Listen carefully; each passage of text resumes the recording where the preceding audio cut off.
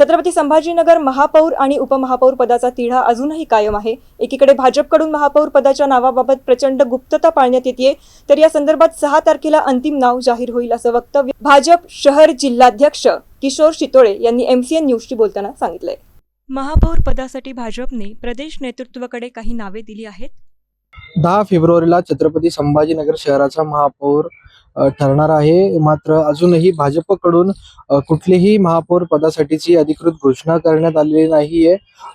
उद्या किंवा परवा 2 दिवसात भाजपकडून अंतिम निर्णय घेण्यात येईल असं सांगण्यात येत आहे। मात्र महापौर पदाच्या लिस्टमध्ये काही नावं समोर येत आहेत। राजगौरव वानखेडे असतील, समीर राजूरकर, अनिल मक्रिये, विजय अवताडे, महेश माळवदकर यांपैकी कोणीतरी एक महापौर होणार अशी शक्यता सध्या वर्तवण्यात येते। भाजपकडून सूत्रांनी दिलेल्या माहितीनुसार या 5 जणांपैकी एक कोणीतरी महापौर पदाच्या खुर्चीवर बसू शकतो अशी माहिती सध्या आपल्याला मिळते।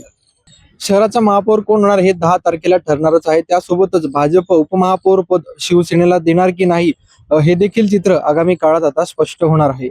यांच्यापैकी एक जण छत्रपती संभाजीनगर शहराचा महापौर होऊ शकतो, तर उपमहापौर शिवसेनेला देण्याबाबत बैठक घेऊन अंतिम निर्णय घेऊ असे भाजप जिल्हाध्यक्षांनी सांगितले। आमची आज उद्यामध्ये बैठक होईल। अंतर्गत सगळे विचार सगळे ठरतील नियोजन, त्यानंतर आम्ही प्रदेशाला आमचा निर्णय कळवू आणि तिथून आम्हाला आदेश येईल त्याप्रमाणे आम्ही करू। पण आम्हाला शिंदे सेनेला सोबत घेऊनच शहराचा विकास करायचा आहे। महापौर कधी होईल? आम्ही 6 तारखेला तुम्हाला महापौराची छान नाव आम्ही तुम्हाला देऊ। MCN न्यूज साठी मी सुमित दंडुके, छत्रपती संभाजीनगर।